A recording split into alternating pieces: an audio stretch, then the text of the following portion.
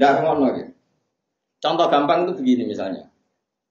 Nabi Musa itu pernah debat sama Fir'aun. Perdebatan satu begini di depan umum. Saya ulang lagi ini di depan umum. Musa, lalu Tuhan kamu itu siapa? Rabbus samawati wal ardi, yang menuhani langit dan bumi. Fir'aun cek ini.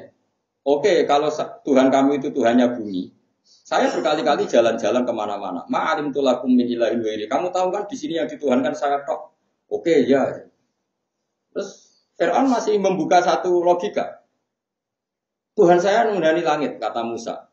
Haman diceluk, Haman, ibni li sorhal ali abluhud asbab masyur ya Haman ibni li sorhal ali abluhud asbab samawati fa'atol ya ilahi Musa. Haman, saya bangunkan piramida yang tinggi, saya ingin melihat di langit, betulkah ada Tuhan Musa? Ini kan jelimet, karena nanti kalau piramida dibangun, Fir'aun naik pun kan nggak pernah melihat Tuhan, dia tetap akan GR. Yang Tuhan saya, ternyata setelah saya bikin piramida, di atas juga nggak ada. Apa yang bisa mengalahkan Fir'aun? Adalah hujjah. Akhirnya Nabi Musa merasa mensifati Tuhan, Tuhannya langit bumi itu gak efektif. Dalam konteks melawan siapa? Fir'aun. Akhirnya Nabi Musa ngetikan gini. Ya sudah gini aja. Rabbukum wa rabbu abaikumul awalin. Yang menuhani nenek moyang kamu. Itu langsung KO Fir'aun. Karena umatnya Fir'aun baru sadar kalau Fir'aun Tuhan, babanya tanpa Tuhan. Kan Tuhannya datang terlambat.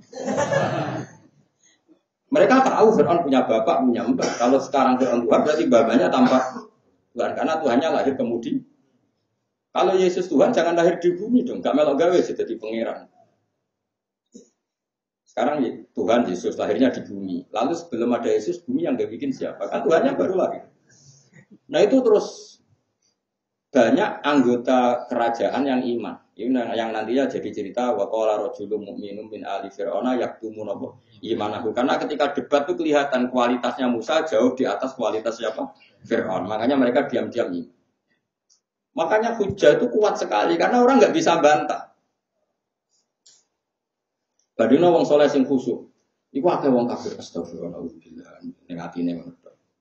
Ceritane ono wong begane sini mak astagfirullah wong kana turun ke ora. Orang tahu kepikiran bikin perda apa, sing iso menghalau wong Cina, tak gerakan apa wong iki semua. Mulan bener ahli hadis, wali hadis nek orang saleh tak fatwa pamut. Iki meneng ae tika khairah sak cangkem manus bang meneng. Ku penting pola ahli hadis. Tapi aja aku lho, ora aku lho, ahli hadis. Masyhur. Imam Malik itu selawase ning Masjid Madinah tukang itikaf, tukang mulang. Itu ada orang di komunitas Masjid Madinah. Wajadtu fil Madinati mi'ata faqih. Saya di Madinah menemukan mi'ata aminin. Saya di Masjid Madinah menemukan 100 orang bisa dipercaya. Lawi itu minu ala baitil mal la tamanu. Kalau saya jadi beri kekuasaan mengelola baitul mal pasti bisa dipercaya. Ma akhadtu minhum al hadis, tapi saya tidak pernah mengambil hadis dari mereka. 5 ya Malik dari laisu min ahli karena mereka ada ahlinya. Agak ahlinya kan takoki cara wong nate ditakoki wong ra alim takoki ora. Masyhur. Jadi orang cerita, perang Siffin ini Abdul bin Mas'ud itu bela Ali. Dari ahli hadis. Iya, dia urip pernah. Guyonan itu perang Siffin tahun sekian. Zaman itu Abdul bin Mas'ud itu kabundut. Lah nek perang Siffin berarti dia tani meneh. Orang ahli hadis kan ngerti tanggal-tanggal ini, ngerti napa? Tanggal-tanggal. Sehingga ahli hadis itu tahu betul kalau ada rawi kok kualik. Itu tahu betul. Makanya ahli hadis itu gak mungkin nyonsau. Misalnya orang Syiah bilang, kalau orang Syiah kalau provokasi kan gini, kok iso Abu Bakar jadi penggantinya Nabi? Nabi itu dia putu, kok iso keliyo? Wong ono putune kok keliyo misalnya. Wong ono putune kok, yaitu Sayyid Hasan Husain kan punya kanjeng Nabi. Wong ono putune kok keliyo. Nah ahli hadis cara berpikir sederhana. Sayyidah Fatimah itu nikah itu tahun ketiga Hijriah. Pas Nabi Sugeng itu Sayyid Hasan Husain itu umur 7 tahun, 6 tahun. Nabi sholatnya jadi ditumpahi be Sayyid Hasan. Bahkan masih udah kena apa uyah bayi lanang mau disirati dong. Mergo wong roh kabeh pas Said Hasan uyah ning pangkuane kanjeng Nabi. Ya karakter iku menjejak cilik. Nah saiki umur segitu mungkin enggak jadi pengganti Rasulullah dalam hukum Islam, wis sopi. Paham ya? Nah tapi nek kowe wong khusyuk lunak-lunuk mesti kandhani. Sing bener ku sih ya, jajal mbah ono putu kok keliyo. Kowe ikhlas mbah nek ono putu kok wong keliyo. Ora ikhlas wong ono putune je keliyo. Kan gak mikir ngono Mas. Paham? Terus berhubung dia khusuk, ngandani wong, ngandel meneh kan wong khusuk. Ngono maksud. Paham? Tapi nek khusuk kan ora ngandel.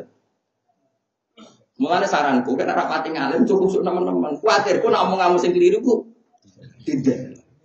Kok kasusnya Dimas Kanjeng iki. Umpama dekne preman gak iso gak ngumpul duit sebanyak itu. Jawab. Tidak bisa, dia gara-gara berkedok khusuk. Tapi ojo terus kowe ra khusuk, ojo kan seneng kok nantang perkara. Mesti ojo fatwa, kalau tidak khusuk jangan fatwa. Itu ahli sunnah dari Abu Bakar Umar. Toh ahli sunnah tetap menghormati ahlul bait. Enggak ada ceritanya ahli sunnah benci ahli bait. Pasti menghormati ahli bait. Kita pasti meyakini khamisul khulafa itu ya Sayyid Hasan.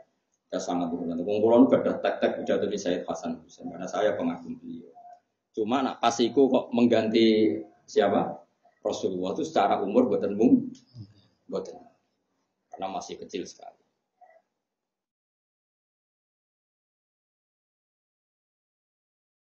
Pun kalau terus ya. Kadzalika nufassirul ayati liqaumin ya'qilun. Bagi wong sing ya wis akhirnya Musa sinten Firaun tak balane krasa nak pangeran itu. Apa? Boten Firaun, mergo nak pangerane Firaun terlambat datang. Mergo babai berarti tanpa pangeran itu jenenge cerdas. Rabbukum wa rabbu abaikumul awal.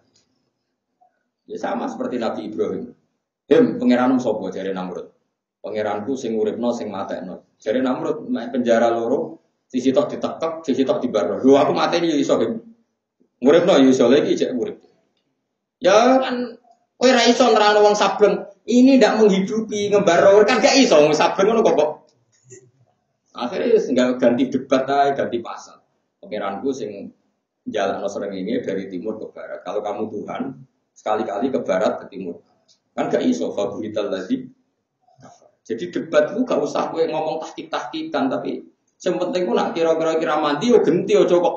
Ndak seperti itu maksud saya piye wong sabreng kok maksud-maksudan. Pokoknya genti alat debat ngono ae. Kayak Nabi Musa tadi ketika mensifati Allah Tuhannya langit dan bumi kan Firaun enggak mau kalah. Karena dia merasa yang menuhani langit dan terus digenti. Kalau gitu yang menuhani mbah-mbah kamu, nenek moyang kamu. Wah semuanya itu orang mesti mikir kalau Firaun Tuhan berarti enggak ada generasi sebelum Firaun. Lagi kalau Firaun Tuhan harusnya kan enggak ada orang atau manusia atau generasi sebelum Firaun karena semua makhluk menunggu adanya tuh. Nah Tuhannya wis terlambat gini. Lalu orang-orang dulu Tuhannya siapa? Ya, itu akhirnya hadirin sadar kalau Fir'aun itu tidak Tuhan. Semenjak itu banyak yang mengkhianati Fir'aun. Ini disebut waqala rajulun mu'minun min ali Fir'aun yaktumun apa? Iman. Nah, ini orang-orang yang akhirnya mengkhianati siapa? Fir'aun. Ketika ada rapat untuk membunuh Musa dan Musa masih di Mesir, yang ikut rapat membocorkan ke Musa. Disebut wajah arojulum min aqsal madinati napa yas'a qala ya Musa innal mala'a ya'tamiruna bika liyaqtulu ka fakhrus inni lakaminan nasih. Jadi apa? Berdebat karena dia sudah apa? Iman, makanya ketika ada rapat membunuh Musa, orang-orang yang ikut rapat tadi pagi sudah membocorkan ke siapa? Musa. Barokahnya apa? Karena sudah iman. Kenapa iman? Karena dia menyaksikan perdebatan Musa dan Fir'aun. Dan secara skor Fir'aun itu gak levelnya. Ini yang diyakini ahlul ilm. Dan itu yang ada di Quran.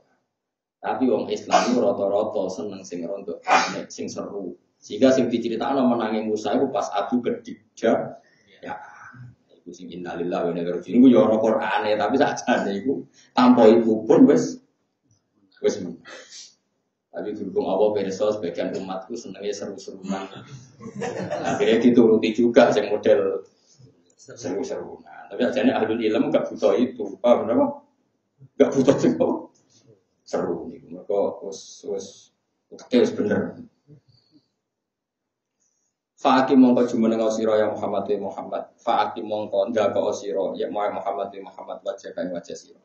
Ini ketika aku Hanifan Khalid cek mailan tegese ngangkon ilahi maring adinil khalis. Akhir tegese murnakno sira dinaka ing agama sira. Terus lillahi krana Allah sarasan antara sira wa manan wong Tapi akan awet sokoman kaya siro. Agama itu apa fitrah Allah, itu fitrah Allah. Khilqatahu itu kesi penciptaan Allah alatika. Fatara kamu segawe sapa Allah Ta'ala anasa yang soalnya yang ngatasi fitrah. Waya te fitratun nas ya dinuhu berarti fitratullah mana fitratullah limnas atau fitratun nas di fitratillah ya sami. Iku dinuhu ya agamane Allah eril jamu ate kesena tekono sira ha fitratullah. La tabdila ora ana pencipta, ora ana penggantian tumujud di khalqillah kedue aturane pangeran mangane ciptaane pangeran aturane pangeran eri dinihi tegese krana agamane pangeran. Ela dibadilu tegese aja keman genti sira ku inti.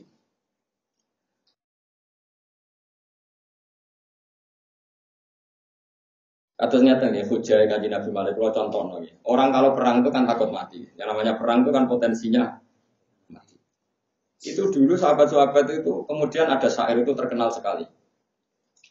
Itu begini kalau motivasi perang sebut ini.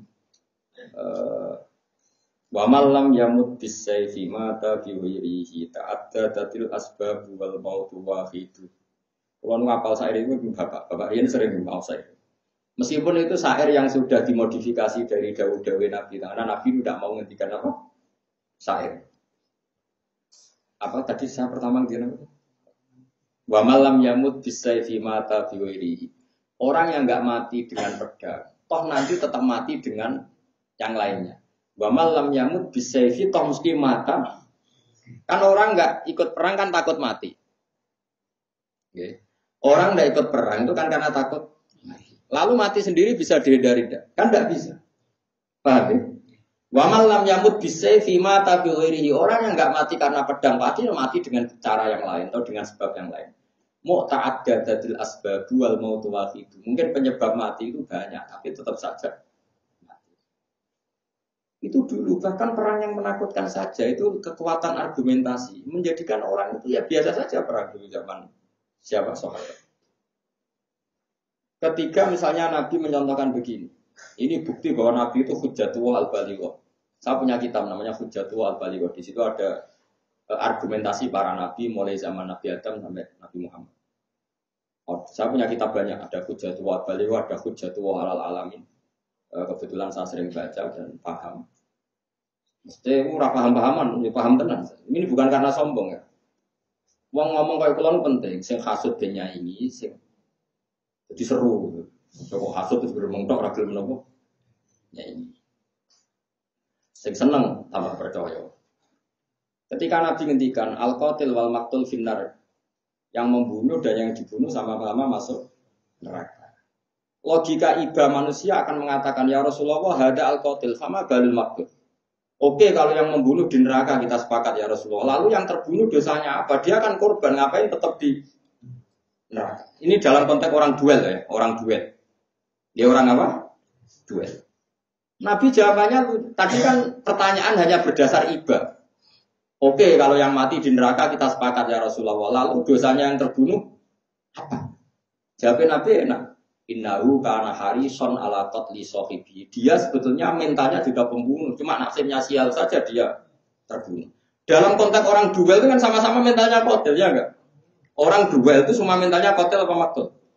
Kotel, pembunuh semua, cuma nasibnya dia maktul. Berarti maktul itu status sejati apa status enggak?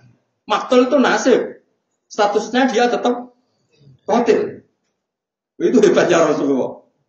Ya saya ulang lagi, ada orang duel sama-sama bawa pedang.